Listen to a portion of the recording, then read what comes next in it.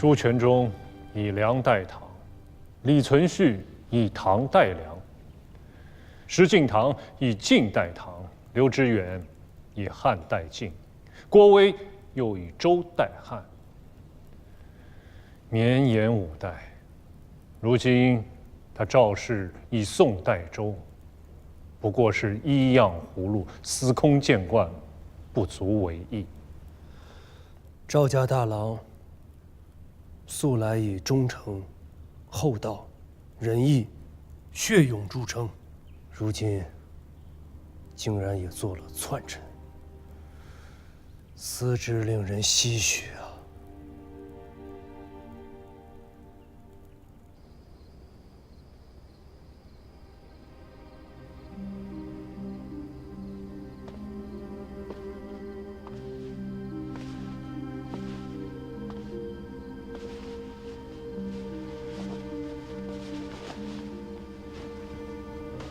心里头不太舒坦。没什么不舒坦的，人总是会变的。是他们变了，还是你变了？怕是我们都变了。天底下最悲哀的事，莫过于此。今南、湖南皆以遣使汴京，称贺入贡。金陵李氏父子送去了10车珍珠宝贝，3个月以来，几乎每月都要打发使臣入京奉表，言辞悲曲。赵匡胤当世英雄，当年在寿州义军破石营，将南唐诸将的脊梁骨都打折了。他李氏是怕惹恼了他，挥军南下，杀了南唐这只鸡，给天下的猴子们来看。大王，奉表称臣之事，不宜再迟了。大王，善事中原大国，是祖训，亦是国策。当年在汴梁，孤与归德军节度使以兄弟相论，尊其父赵弘殷为叔父。如今他错了中原天子，赵家便是天家，于尊于亲，理当避讳。孤名字里的这个“弘”字，不宜再用。自今日起，更名钱处。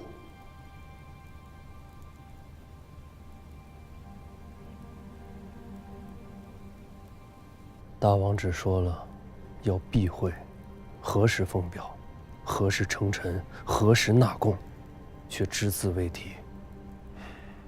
此乃国之大事，大王切不可任意而为。王妃当见之。你还不去睡啊？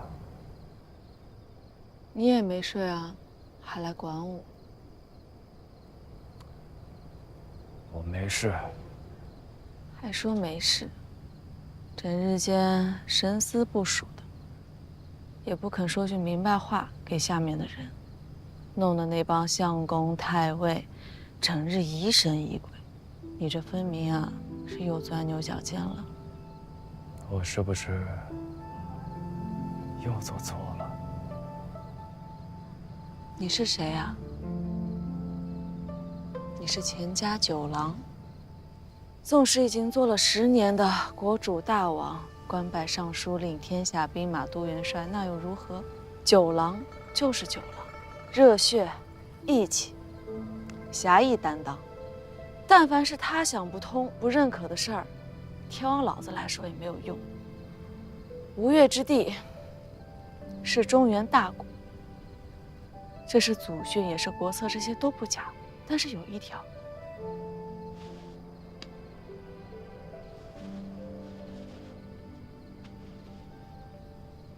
须得我家9郎认他才是大。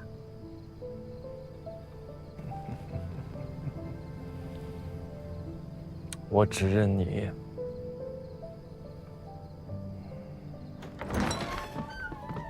李家又送了10车东西来。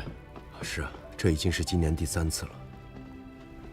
照例此物加冕。臣奉诏。吴越亦然。陛下，吴越并不曾。朕知道，赐南唐多少，便赐吴越多少。另赐国信。臣奉诏。赵翰林学士。这封信，朕自己写。大王，这已是第8封国信，于情于理，大王都不该无动于衷啊！大王，沈相公这是谋国之言，御笔亲书国信，大王当亲笔复之。孤不善文墨，回信就你们俩替孤写吧。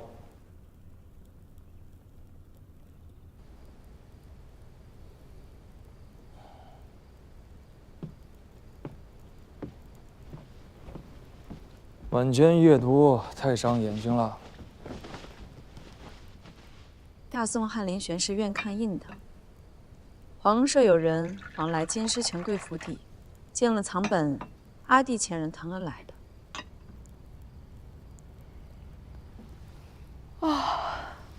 困了，睡觉。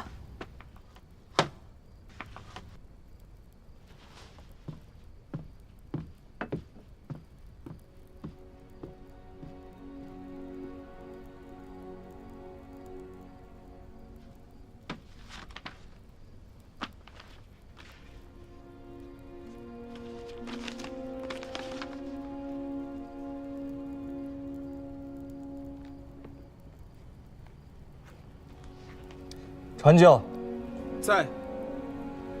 丞相府和通卢院，你就称臣表彰，准备贡品，以元帅府判官为贡使，出使京师。诺。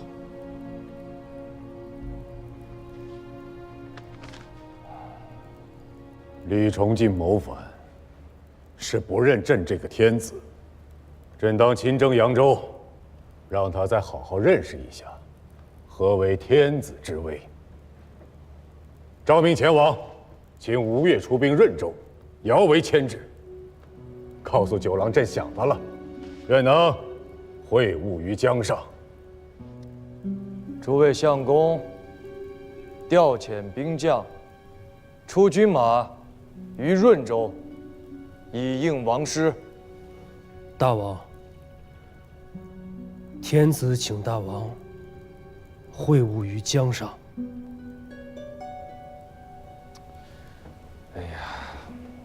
孤身子不爽烈，此番不亲征了。臣参合吴越国王前出，因需议制，无人陈礼。你叫什么名字？臣殿中侍御史王晃。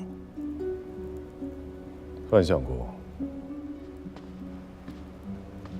臣在。如今最远的县在哪里？接州、福津。殿中御史王晃，初为监福津9税。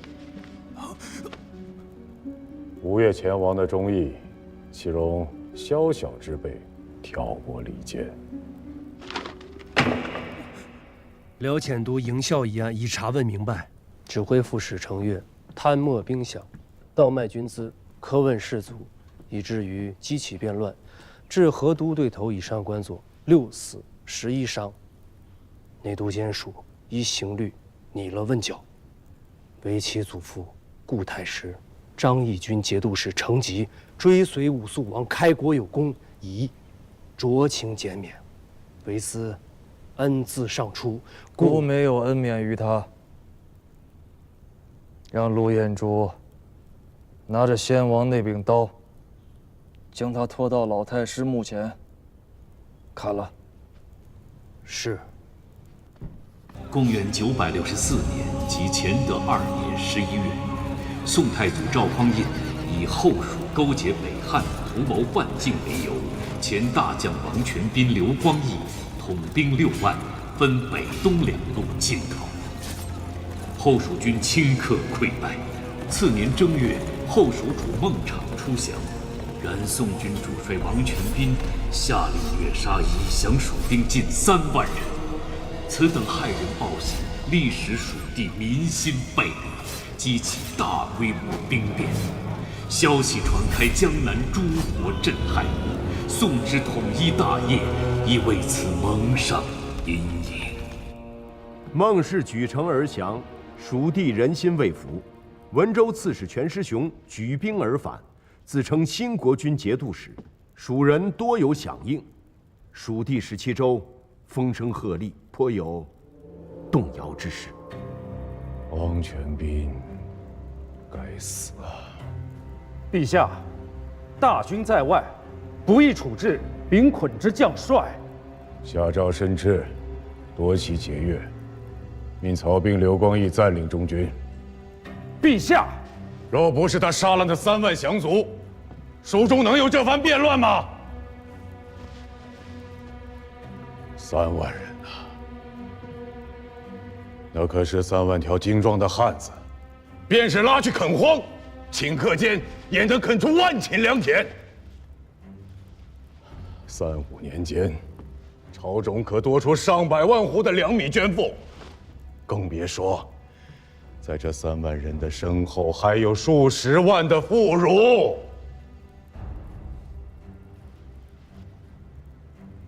孟氏依然降了，这便都是朕的子民呐。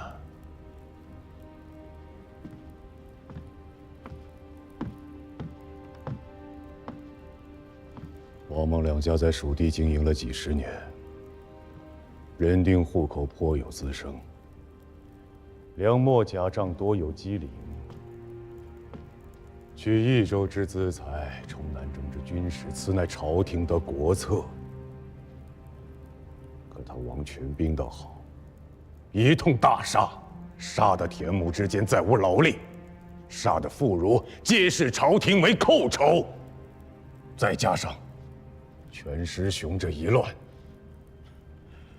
蜀地怕是没个30、50年缓不过这口气呀。朕只怕天下都定了，川蜀依然是朝廷的祸乱之源。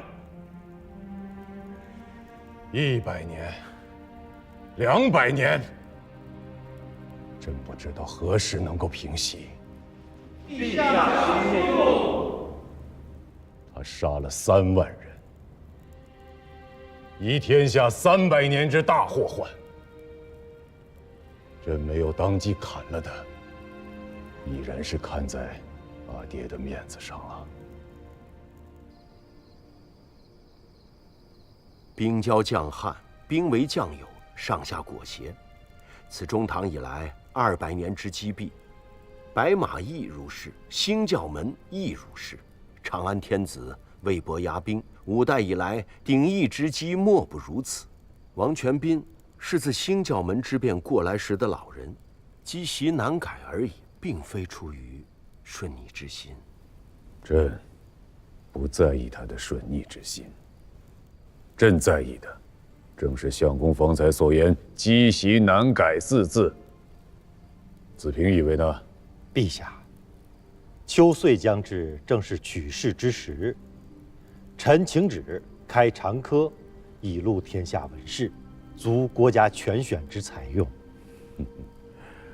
朕问你如何处置武将，你却说要开科取录文臣，薛钦这糊涂装得好啊！文武之道，一张一弛，岂曰糊涂？武将是在马上取功名，文官却全要向科场中求取。国朝定鼎以来，每岁取长科进士不过1、20，制科便更少了。其搏杀之力，实不亚于陷阵搏命。诛心总比杀人强吧？今遂取进士18名，余者沉沦下列，皆太职。朕年少时有幸在冯令公身边随侍着办，那个时候，冯令公与朕讲为将之道，取用了《韩非子》里的一句话，朕直至今日有铭记在心呐。故民主之理，宰相必起于州部，猛将必发于卒伍。回禀陛下，冯令公之言系万世之法，不过，非不为也，实不能也。何解？自中唐以来，受节度使以经节，委治地方，清民官大多出自幕府，再加上于今四海分崩，列国分据，国朝所辖县治不过600余，吏部所能出官者，实不足200。朕所知600余县，而今后蜀已定，那便是700余县。常科取进士，每岁不过10-20人，太少了，不足用。清民官还得用读书人呢，需缓缓图之。哎，这些诗文朕都看了，写得不错，可不会作诗，未必不会做事吧？常科取士，需酌情放宽一些。常科乃伦才之典，深言书判，允德允贤，以诗赋取之，乃大唐之固典。吾得少才之辈，不得跻身其中，此天下法，虽人主，不得轻易之。方才卿言，沉沦下列者太之，那究竟太去了多少人？今遂与常科之士者，共计378人。取中18人，太去了360人，20取1，此非圣师之法。彼辈既伐才略，焉可领土之民？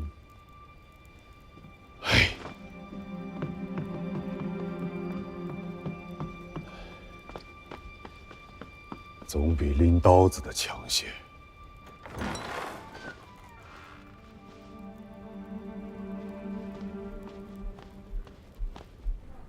薛子平之贡举，用典上稍差些，都要列为下等，就更不要提诗赋了。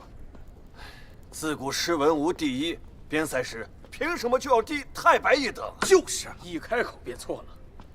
自冯令公以来，独推杜工部，什么要塞，什么太白，都是浮云。池中鱼鳖应相和，从此方知有主人。冯令公自家作诗，却也不学杜工部，偏生要为难我等。冯令公所言鱼鳖，骂的正是耳背。司马普，老兄赴常科应试有40年了吧？你这般懂得冯令公的诗，他老人家为相30年，也不见他取你做进士，做得一官半职。少年人手不能提，肩不能担，不能术数不知民情，诗文做得再好，也是废物。冯令公为何要取我做官呢？自是在无一众，确乎是个废物。700年前，司马氏做天子，40年而天下大乱，乃是废物。现在700年后，司马氏赴中科，40年不得中啊，亦是废物。这700年的废物，真的是前无古人，后不追来者呀！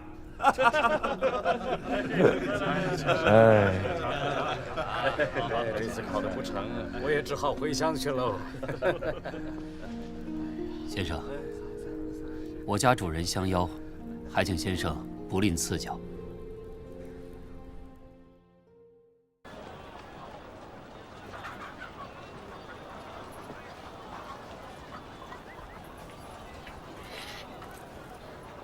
尊驾是同是常科沦落人，先生请就坐。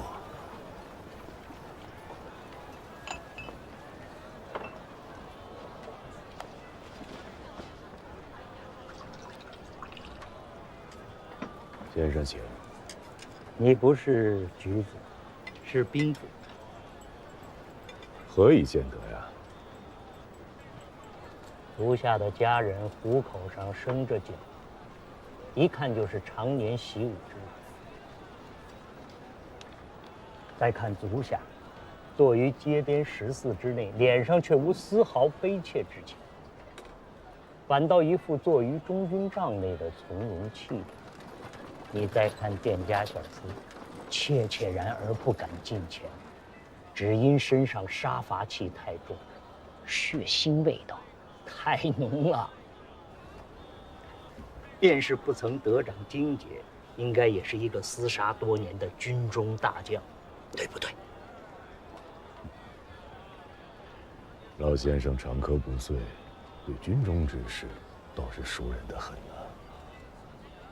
屡试不第，20年前曾入藩帅幕府为记事。哦，那既为幕职，为何不求藩帅荐个出身？他做了残民之贼，南下去避祸，老夫不曾追去。不知是哪位藩帅？黄甫辉。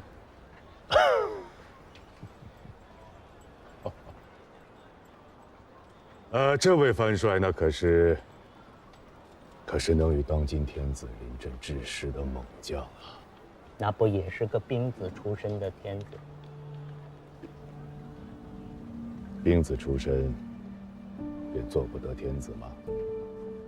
做得，太做得了。朱全忠是兵子，李天下是兵子，石敬瑭、刘知远、郭威不皆是兵子吗？前朝的世宗皇帝不是兵子，可惜呀，天不假年，最后还是换了位兵子上来。老夫活了偌大的年纪，这天底之下最不缺的便是丘八天子。既如此，老丈为何又进京来赴长科呀？老夫长科出仕，求的是一州一县临民而治，无意做天子私人。普天之下莫非王土，率土之滨莫非王臣。老先生既求长科出仕，管阁也好，州县也罢，都是当今天子之臣，又有何意？我问你，冯令公又是谁家之臣？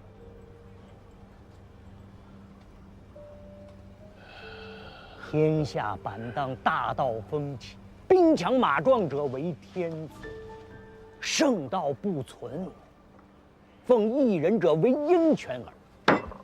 当效冯令公，奉天下梨树而臣之。我说的不对吗？你随我来。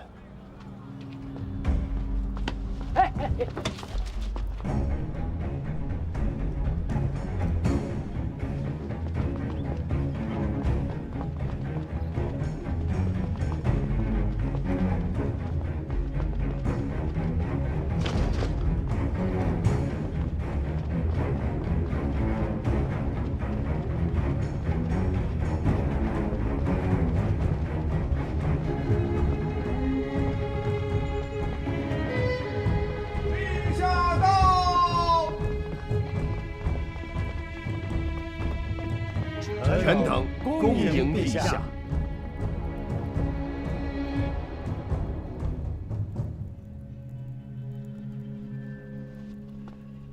学卿，臣在。本岁长科，礼部贡士未取中者，即往岁长科15世以上未取中者，系列其名再造一册，皆赐今岁长科进士出身。陛下，无故事，无先例。今日之事，即是后世之先例。朕是个不通文墨、不懂故事的天子，故而要为天下开了这个先例。陛下，长科取士，应由礼部册明入奏，天下谓之正途。今陛下降降恩，移分其途，正其名，以示天下一公。长科取士，谓之正奏明；今日之事，谓之特奏明。长科举子司马溥，凡40年不得一中，今以特奏明取之，赐进士出身，特旨全序，为枢密院承旨。臣奉诏。先生有人天下之心，朕亦有人天下之志。朕虽是求拔天子，却不是张彦泽、黄甫辉。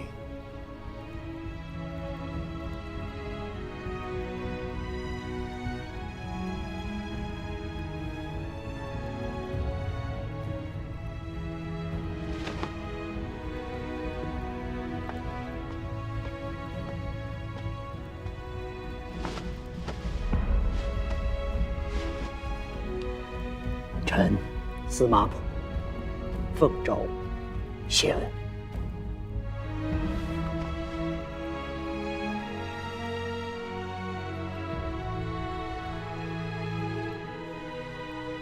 汉唐以来，建都俱以秦、洛、形胜之地为一。自朱梁篡乱，已以汴州4战之地。五代以来，强藩比比，社稷拨迁，由晋至州，国祚皆不永。今巴蜀平定，南土易安，臣等记忆良久，此时迁都之机也。迁往何处？关中凋零，王气已消。洛阳东据虎牢，西抵潼关，北依洛水，更有邙山之胜，宜为万世之基。须得花费多少钱银？洛阳本有南北宫，无需另建宫室，况原为旧都，私属俱全，郭城广大，只需量加修葺，不致糜费过多。满朝文武勋贵居汴梁将近40载，足下子孙奴仆，家宅产业，枝枝蔓蔓，已不知牵绕出多少重。若要迁都洛阳，至少有5、6万人之多。此次花费可能要抵得上法属的军费了。况且搬迁诸般事体，要动用的人力民夫规模浩大，若是坏了民心，推愿于朝廷，恐怕要动摇社稷根基。你们方才所言，皆算不得大事。大事是，朕没钱，南征的钱粮动不得，遭了灾的州县，捐免了赋税亦附加不得。还有一桩大事，北面那条大河。前朝世宗皇帝修了金堤，总算不至于每岁让洪水逼到城墙之下。可是下游的州县，依旧是岁岁溃堤决口，岁岁农田荒弃，民人死伤。赵相公与朕讲史，自汉以来，这条大河便是朝廷的良心。治不得大河，何以成正朔？所以说，哎呀，朕哪还有钱用来迁都啊？可以有。你说什么？臣言，钱可以有，却不是用来迁都。陛下欲屯河田，钱可以有；陛下欲治大河，钱亦可以有；陛下若迁都，钱一文没有。司马溥，军前奏对，仔细施仪。陛下可知石敬瑭为何要迁都于大梁？只因天下州县输粮于洛阳，较之输粮于汴州，每10斤粮食要多出3斤的损耗。自5代以来，朝廷穷怕了，舍不得这3斤的粮食。陛下基业承自5代，比不得大唐盛世。咱们小门户过日子，宜俭不宜奢。穷人，咱们得有个穷人的活法。司马溥，莫要太过放肆。雪琴，你方才说，朕欲屯田治河，钱可以有。是。何由得知？陛下欲治河屯田，需颁诏天下，行虚外实中之策。司马普，休得妄言！四海未平，天下未定，虚外实中，非其实也。中唐以来之积弊深远，猝然更易，必致动摇社稷根基，需缓缓图之。你们让他把话说完，请接着说。诸位相公心知肚明，只是无人说破而已。朝廷财政因何而支处窘迫？只因中唐以来藩镇林立，经节滥赋，州县财政皆握于节镇之手，实外而虚中，以至于朝廷想屯田、想练兵、想治大河，均难以为继。陛下若以三司体谅天下州县往岁之纳，自明罪起，咱们俄以定数，留之一城，予以地方，其余的押解回京师。不过3、5载，练兵屯田，乃至于修大河、讨四方，皆有余裕。天下节镇，手握财权以自肥，这是200年来所积累的弊端，陛下岂会不知？如今四方节镇，不是历经数朝的元戎众将，便是与陛下有择袍之意的故交旧部，朝廷还要仰仗他们出兵四方，平定天下。若现在收了他们的财权，行先生所谓的虚外实中之策，恐怕会引来天下骚乱。到时候1分钱收不上来事小，如果他们反乱或者抗命，坏了朝廷威信，乱了天下大局，必将引来奇祸。契丹尚在，南唐北汉建号不沉，吴越未归，此时削藩，非其时也。非其时也。好一个非其时也！那所有的人不都是这么想的吗？自中唐以来，历代的君王，朱全忠、李天下、石敬瑭、刘知远，还有前朝的太祖、世宗皇帝，他们不都是这么想的吗？以藩镇治藩镇，以节度讨节度，以天下之贼平天下之贼。故而一代一代，皆是君为贼所逆，贼复而为君，世道轮回，往复无期。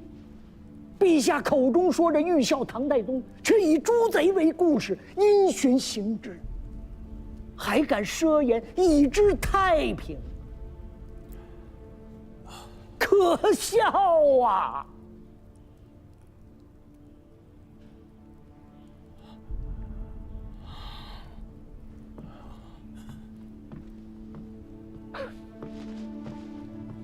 可笑！